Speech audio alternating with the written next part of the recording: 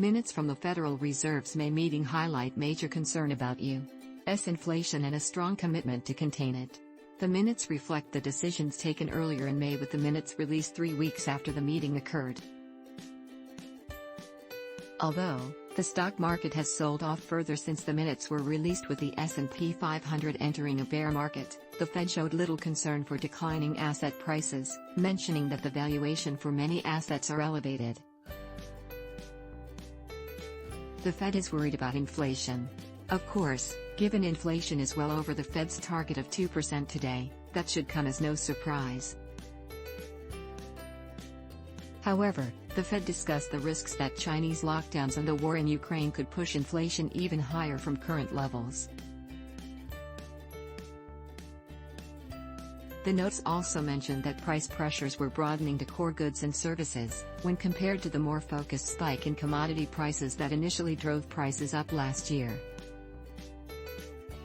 They also mentioned that it is potentially too early to be confident that inflation has peaked.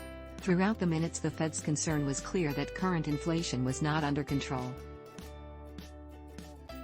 In contrast, the Fed showed little concern for financial markets. They noted that the valuation of many assets remained elevated. That likely includes the stock market, where the S&P 500, even after its decline, still trades at relatively high valuations compared to history. The Fed was less concerned about house prices, even though they had risen sharply as underwriting standards for mortgages appear a lot more robust than in 2008 in the Fed's view.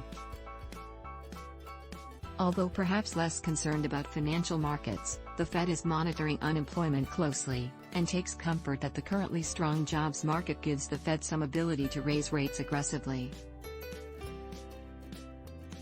The Fed also discussed the negative economic growth that the U.S. saw in the first quarter of 2022, but largely believed that was due to one-off factors, such as swings in trade, and expect to see the U.S. return to growth in the second quarter.